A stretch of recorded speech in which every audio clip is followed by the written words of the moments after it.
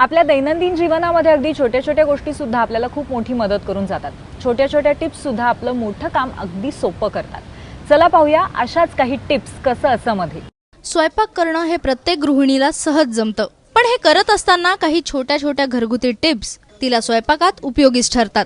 आलं, लसूण आणि मिरचीची पेस्ट अधिक काळ टिकून राहावी यासाठी त्यात मिठासोबत 1 चमचा गरम तेल घालून चांगलं एकत्र केल्यास पेस्ट चविष्ट होते।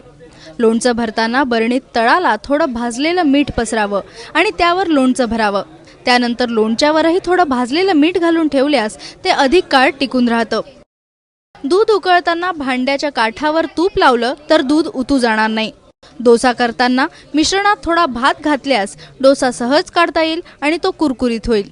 मशरूम कागदी पिशवीत किंवा साध्या कागदात गुंडाळून ठेवल्यास तो खराब होत नाही आणि जास्त काळ टिकतो। कोबीची भाजी बनवताना तमालपत्र घातल्यास भाजीला उग्र वास येत नाही। संत्र किंवा टोमॅटोचं साल काढायचं असेल तर संत्र आणि टोमॅटो 1-2 मिनिट गरम पाण्यात बुडवून ठेवा। नंतर 1-2 मिनिट थंड पाण्यात ठेवून त्याचं साल काढा, म्हणजे साल पटकन निघेल। उकडलेल्या अंड्याचं टरफल काढायचं असेल तर थोडं व्हिनेगर पाण्यात टाका आणि त्यात अंडी ठेवा, म्हणजे अंड्याचं टरफल व्यवस्थित निघेल। लिंबामधील बिया काढायच्या असतील तर लिंबू न चिरता खडबडीत पृष्ठभागावर घासून घ्या आणि मधोमध कापून घ्या, म्हणजे बिया लवकर बाहेर निघतील।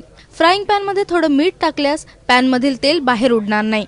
तेलात कांदा तळताना चिमूटभर साखर टाका, यामुळे कांद्याला गुलाबी किंवा तांबूस रंग येतो। हिरव्या भाज्या पाण्यात टाकण्यापूर्वी त्यात चिमूटभर हळद टाका, त्यामुळे शिजवल्यानंतरही भाज्यांचा हिरवेपणा टिकून राहील। या छोट्या छोट्या टिप्स लक्षात ठेवा आणि तुमचे पदार्थ अधिक रुचकर बनवा। ब्युरो रिपोर्ट, ABP माझा।